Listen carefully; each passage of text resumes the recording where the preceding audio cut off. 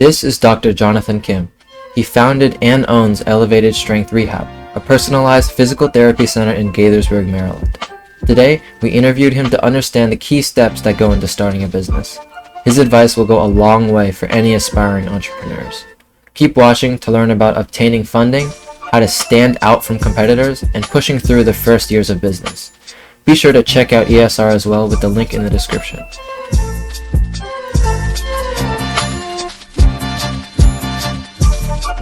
To start the interview off, when did you know you wanted to be a doctor of physical therapy and start your own PT business? In high school, I kind of knew right away that I wanted to do something with medicine and sports. So combining the two is something that I really wanted to do growing up. So PT was like the best idea. You have medical side of it, you have the sports rehab side of it, so it's kind of a nice marriage together. Okay. And how did you decide for the location of your business?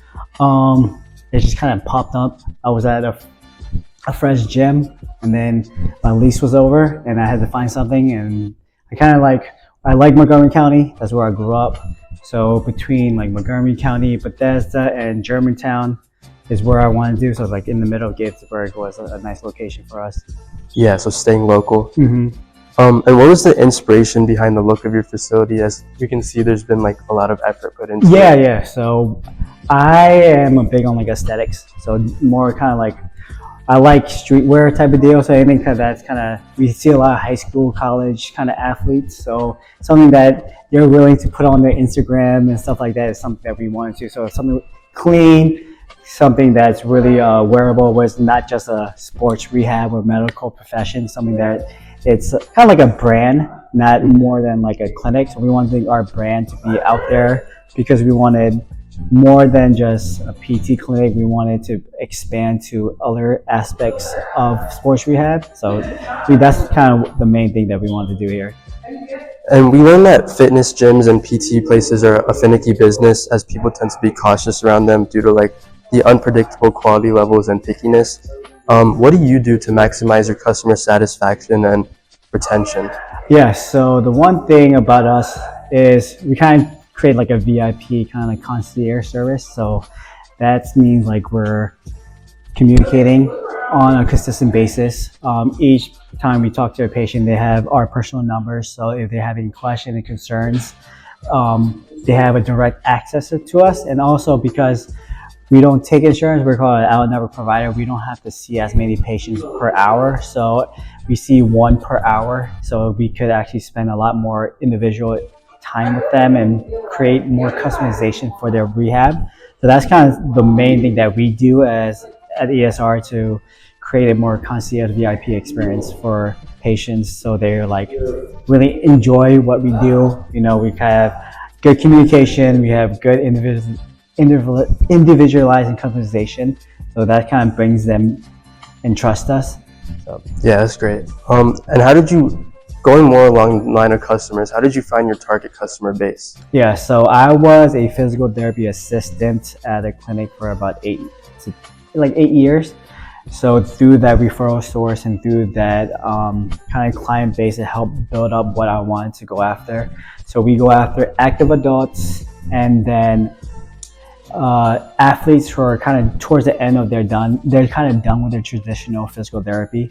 So they're done with insurance, they're done with kind of like their insurance-based clinic, but they want more. They want to get back to sports rehab. They want to go back to their sport, but they don't feel comfortable with it. So at ESR, we do a lot of sports kind of rehab, also sports return to testing. So that's kind of where our market is. Active adults, athletes that want to get back to sport, but they feel like they're not ready. Then they want to get back to it, but they're like 20-30% like almost there, but they're not there. So we call ourselves the closer. So we come in, insurance-based PT does a great job with them. Then they come to us and we kind of close it out. We're giving them back to sprinting, cutting, agility, and then return to sport. And what are your personal tips for attaining customers and marketing your business properly? Be authentic. I think listening is going to be the number one thing. You know, a lot of times, because a lot of places run so many people at like every 20-30 minutes, there's no like listening. So you're kind of just treating, understanding the other side of the story of the patient. So understanding the full story, having the patient kind of feel like they're part of the rehab process, part of the recovery is going to be super important. And we noticed that you started your business in late 2021, which was obviously midway through the pandemic. And what were some similarities that you see and some differences that you see from that time compared to now?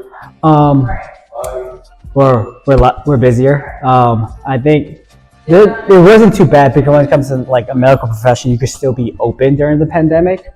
And since we see people 1 hour, it's not like we have to separate people far away. So it's like we have one person per hour, so we can separate people. I was the only therapist, so there wasn't really too much of a difference. I think now people are a little more active in finding like medical professions that they appreciate and really want to spend time there. So I feel like people are researching and doing their due diligence to find a spot they really feel comfortable with. And your type of business is rather expensive considering all the equipment and like the startup costs.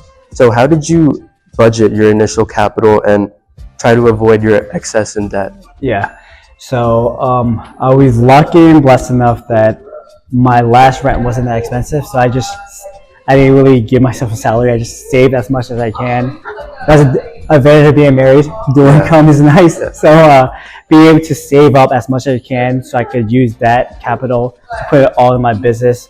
I only took out one kind of Montgomery County loan, which is nice. So anyone who starts a business kind of look into Montgomery County, and they have a lot of small business loans that are at low interest, and you don't have to take as much out. So that's nice compared to a kind of like a small business loan. If you go through the county, and it really helps to see your options. Mm-hmm. And what type of business structure is ERS, like an LLC or? So we started at LLC. Now we are S corp. So we decided to be an S corp because my accountant told me that we needed to. When she started, there's little things I haven't like really dove into why we're S corp. The main reason, when you give yourself a salary, you want to be an S corp, and that helps with like tax implications. Yeah. But when you start a business, LLC is always the number one thing you want to do. A little less liability on your side, and so once you grow, it typically turns into an S corp. And do you have any plans in the future to open up more locations? Yeah, so we're actually currently looking at possibly moving, getting a second location. We are in Up County right now, so we're trying to go down to like North Bethesda, Potomac area in the next year. So hopefully that will happen in the next kind of 6 to 7 months. And in your personal experience, what do you wish you knew before starting your own business that you think would help? I think just it's hard, you know? Yeah. I think in the beginning, I think the one thing I would say, find mentors. Super important to find mentors, ones who done it maybe in your field, but also people who done it outside of your field, and just kind of mentor, ask a lot of questions. It could be very lonely at times, you know, so being able to have people to look after you, ask questions, and really listen you out is kind of like the biggest thing I would say. Was like before, like, you know, like starting business is hard, so like the other stuff, like kind of how to run a business, you know, I feel like you learn that, but I think having mentors is going to be like the number one thing I would say to do. And what is some advice that you would give to some young and aspiring entrepreneurs? Yeah, I would say, I think the same thing from before, just find good mentors, find people who've been there, done it, surround yourself with people who are grinding, as you know, working as hard and really want to pursue something they're really passionate about in small business, and really surround yourself with people, like-minded people. And you know, it gets hard, so don't give up. You know, it's a lot of small businesses close within the first 5 years. Really kind of stay focused. If it's something that you're passionate about, continue to go after it. And yeah, mentors, super important. I really wanted to have a good foundation on my business to make sure that these foundational things are good, so I can, as I grow, the foundation is good. And you know, like when you build a building, you want that foundation to be like a large foundation. As you grow your, you know, like apartment, like skyrise, you dig really deep down, and you want your foundation to be really solid. So accountant is going, and a bookkeeper that is kind of like takes care of the finances. The other one is a good lawyer, a small business lawyer. So that helps. And then the other one, as you grow, a really good commercial real estate agent to help kind of have connections to see where you want to grow and where you want to kind of plant your next kind of brick and mortar or location for us. And the other one is just same thing, business mentors. That's another good foundation. So yeah, those are kind of like my solid ones I have. And we're currently we also started up some other kind of automatic email kind of stuff that we're going to bust out soon to help offload some of my the business side of stuff for me. So that's something that we're kind of looking into and doing right now. So delegating tasks was definitely very important for you. Yeah, I think the first year sucked. It was tiring. You basically wear every single hat. You're a bookkeeper, you're an accountant, you're a scheduler, you're a front desk person, you're a physical therapist, and then so sometimes you're a psychologist when it comes to some kids that are like really in pain and really down on themselves. So you're just wearing a lot of hats. The more you kind of could take those hats off and like have other people kind of do it, really will help you grow and really kind of, instead of like, people think when you work for yourself, you're building a business, but you're just, if you don't you have all these hats, you just have another job, right? So if you could delegate that, that's when you start actually having your own company and your business. So not just like creating your own job for you, but actually creating a business. That's why you kind of delegate and kind of go from there. Yeah. Thank you. Yeah. That's all the questions we have for Sweet. today. Thanks.